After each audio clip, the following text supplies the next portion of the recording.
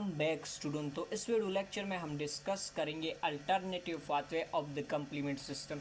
तो complement system हमने start किया था जिसमें बेसिकली कम्प्लीमेंट्स प्रोटीन्स होते हैं। यही complements protein basically micro organism को डिस्ट्रॉय कर देती हैं। अब ये जो कम्प्लीमेंट्स प्रोटीन है ये बेसिकली इनएक्टिव फॉर्म में रहते हैं, तो इनको बेसिकली 3 पाथवे के थ्रू इनको एक्टिवेट किया जाता है। इनमें फर्स्ट क्लासिकल पाथवे है, second one lectin pathway and the third one that is the alternative pathway. इससे पहले वीडियो लेक्चर में हमने basically classical and lectin pathway को डिस्क्राइब किया हुआ था। इस वीडियो लेक्चर में हम मेनली फोकस करेंगे ऑन द अल्टरनेटिव पाथवे। ये जो पाथवे है ये बेसिकली डिफरेंट है from the classical and lectin pathway.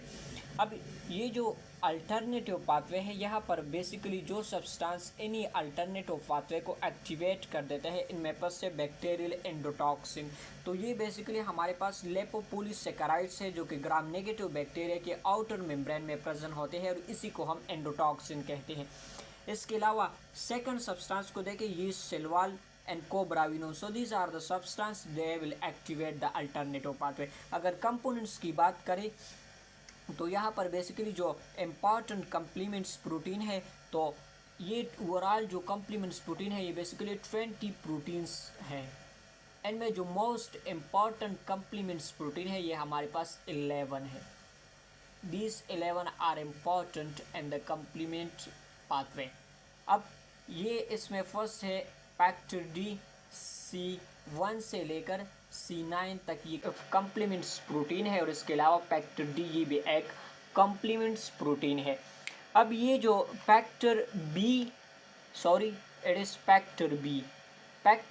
And factor D जो है ये complements protein basically alternative pathway में यूज़ होते हैं। इसके अलावा C1 से लेकर C9 तक जो कम्प्लीमेंट्स प्रोटीन है ये सारी यूज़ होते हैं इन द क्लासिकल पाथवे। जबकि लेक्टिन पाथवे में C1 बेसिकली ये एब्सेंट होता है इन case of the lectin pathway. जबकि अल्टरनेटिव पाथवे की अगर बात करें तो यहाँ पर जो कम्प्लीमेंट्स प्रोटीन है C1, C2 एंड C4, तो ये 3 कम्प्लीमेंट्स प्रोटीन बेसिकली एब्सेंट होते हैं इन case of the alternative pathway.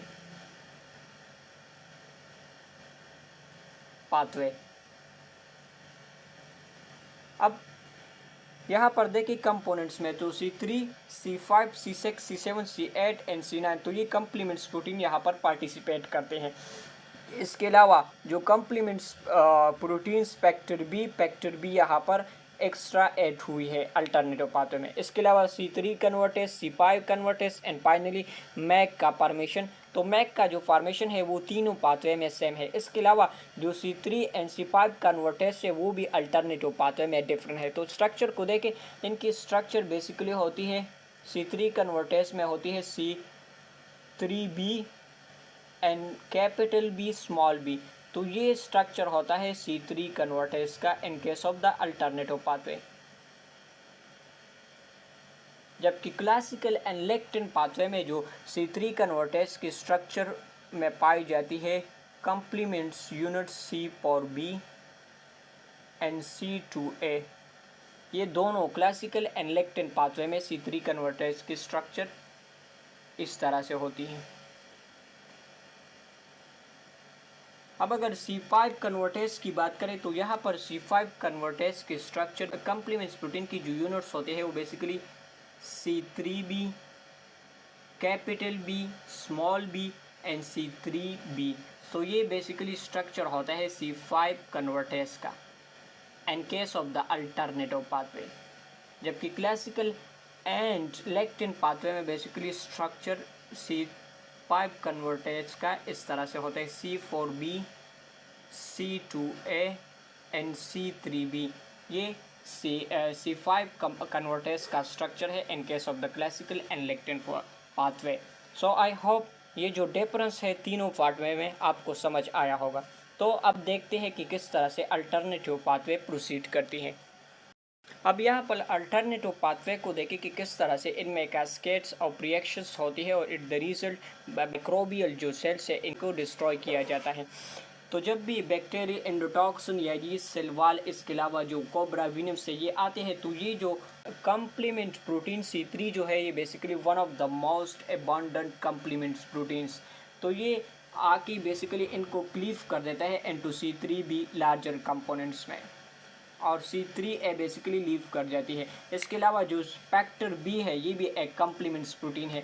जब इनकी भी ब्रेकडाउन होती है तो ये भी टू ये सब यूनिट्स में क्लीव हो जाता है। इनमें जो स्मॉलर कंपोनेंट्स सब यूनिट्स होते हैं उसको हम कहते हैं कैपिटल बी स्मॉल बी, जबकि लार्जर कंपोनेंट को हम कहते हैं capital B and small B. तो ये बेसिकली बाइंड हो जाता है, जबकि कैपिटल बी स्मॉल ए ये बेसिकली अवे जाती है फ्रॉम दीज कैस्केड्स रिएक्शंस। तो यहाँ पर फैक्टर बी इनको क्लीव करके कैपिटल बी स्मॉल बी बनाते हैं। अब ये जो C3b है and capital B small B ये कंबाइन होके बनाता है C3 कन्वर्टेस को। तो यहाँ पर स्ट्रक्चर में भी आप देख सकते हैं कि ये जो C3 कन्वर्टेस का स्ट्रक्चर है ये बेसिकली कम्प्लीटली डिफरेंट होता है from the C convertase enzyme in case of the classical pathway and lectin pathway. अब ये जो C3 कन्वर्टेस है ये C3 कम्प्लीमेंट्स प्रोटीन को क्लीव करेगा। तो ये हमारे पास C3 कम्प्लीमेंट्स प्रोटीन है। जब इनको क्लीव करता है तो यह इससे बेसिकली बनाता है C3a स्मॉलर सब यूनिट और लार्जर सब यूनिट C3b बनाता है। तो ये same C3b and capital B small B जो कि C3 कन्वर्टेस में प्रेजेंट होती है, इसी से जो लार्जर यूनिट है C3b यहाँ पर अटैच हो जाता है और ये कम्प्लेक्स बनाता है जिसको हम कहते हैं C5 कन्वर्टेस। अब यही C5 कन्वर्टेस अगेन एक्ट करेगा on the complement protein C5 पर, और ये जो कम्प्लीमेंट्स प्रोटीन्स होते हैं C3 C5 ये बेसिकली सब यूनिट्स में प्रेजेंट होते हैं और इनको एक्टिवेशन के लिए बेसिकली इनको ब्रेक डाउन करना पड़ता है। तो यहाँ पर बेसिकली इनको जब क्लीव किया जाता है C5a बनता है, और जबकि C5b जो यूनिट्स है यहाँ पर देखिए C5b ये लार्ज यूनिट्स है, तो ये अटैच हो जाता है विद द माइक्रोबियल सरफेस, और इसी के साथ C6 आता है, C7 C8 आता है और ये एक दूसरे के साथ अटैच होते हैं। ओवरऑल इनकी कनेक्शंस होती है विद द माइक्रोबियल सरफेस। अब जब C9 यूनिट्स आते हैं, जैसे हमने पहले भी पढ़ा कि ये सिंगल यूनिट्स नहीं आती कम्प्लीमेंट्स प्रोटीन के, ये 9 यूनिट्स आते हैं और ये बनाते हैं एक पोर्स द माइक्रोबियल सेल। अब यहाँ पर देखिए इन कम्प्लेक्स को हम कहते हैं मेम्ब्रेन अटैक कम्प्लेक्स। ये पोर्स बनाते हैं जिसकी वजह से मैक्रोबियल जो सेल्स होते हैं इनकी लाइसिस होती है। सो अगर ओवरऑल हम देखें इन तीनों पाथवे के, तो इनमें बेसिकली ये जो कैस्केड्स ऑफ रिएक्शंस होती है तो इनकी रिजल्ट में जो माइक्रोबियल सेल्स है इनकी ब्रेकडाउन हो जाती है। इसके अलावा ये जो कॉम्प्लीमेंट सब यूनिट्स होते हैं जो कि रिएक्शन से अवे जाती है तो ये एक्ट करते हैं एज ए पैलेटॉक्सिन्स के तौर पर जो कि इन्फ्लेमेशंस को प्रोमोट करती है। इसके अलावा ये जो यूनिट्स है C3a C5a इसी तरह से जो C2b जो कि क्लासिकल एंड अल्टरनेटिव पाथवे में जनरेट होता है, तो ये बेसिकली ये कंपोनेंट्स क्या करते हैं, ये अपसोनाइजेशन करते हैं। जो भी माइक्रो ऑर्गेनिजम्स होती है इनके साथ अटैच हो जाती है और पैगोसाइट जो सेल्स है इनकी एक्टिविटी को एनहेंस करते हैं। इसी को हम बेसिकली अपसोनाइजेशन करते हैं। तो opsonization of the microorganisms, इसके अलावा neutralization of the microorganism और पाथवे की थ्रू इनकी डिस्ट्रक्शन करना, ये ओवरऑल फंक्शंस होती है कम्प्लीमेंट सिस्टम्स की। So this is overall about the alternative pathway. Thank you so much.